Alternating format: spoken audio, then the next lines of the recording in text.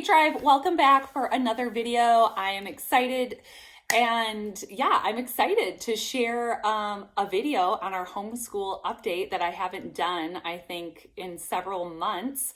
I have some big news, and so yeah, let's jump into our homeschool update for the month of April. All right, so you guys, the month of April has been really, really hard. We got school done. We got school done.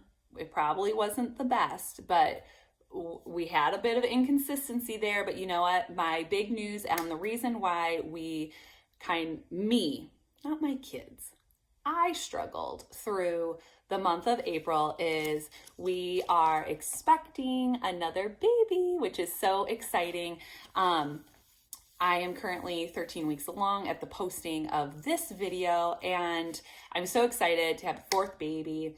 And my husband's already talking about how we need to have a fifth one because my first three, right? I feel, we have the first three that were clustered really close together. And when this baby is born the first week of November, there's going to be a 7-year gap between my youngest and this new one. And so he's like, the other one needs a friend. And so we'll jump that hurdle when we get there, right? But this is the first pregnancy I've ever had where I've been really, really sick.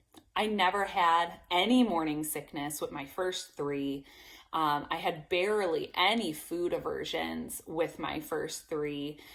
Pregnancy is just very easy for me. Well, guess what? This one is not. So those were babies in my 20s, and this is a baby in my 30s. And so I don't know if that has anything to do with it. I have no idea. I was in like the best shape of my life when I got pregnant with this baby. So this is all very surprising to me. And so, yeah. I would love to know if you have been pregnant and homeschooling and really struggled. And so I can, I know I'm not the only one, but what I really struggled with honestly, the last 2 months, but definitely here in April, was just really low energy and just feeling like garbage all day long. Just all day long.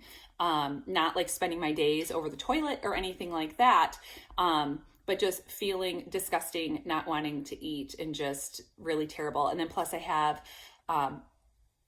had really bad gallbladder issues I've never had in my life.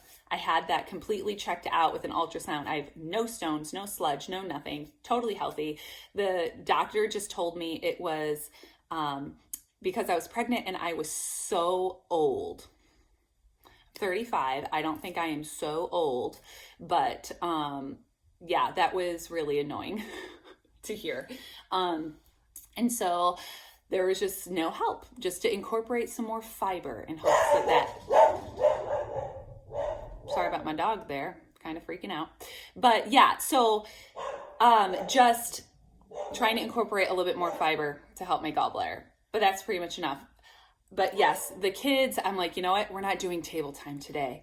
We're going to barely get in some math. We're going to just do reading today, or just nothing at all. And so, or we're just doing table time and read aloud today. We did virtually no read aloud history. If I was mustering up the gumption to get table time done, once table time was finished, we always move into history. That wasn't going to happen. That wasn't happening. And so we did pretty much no history read alouds and stuff for April. It's fine. I'm not worried about it. The kids don't care.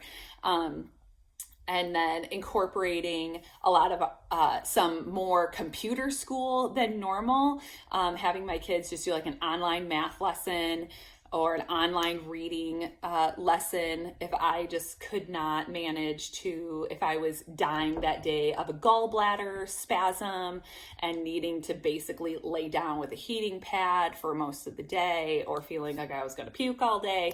So yeah, it was definitely, the last month or so has been a struggle.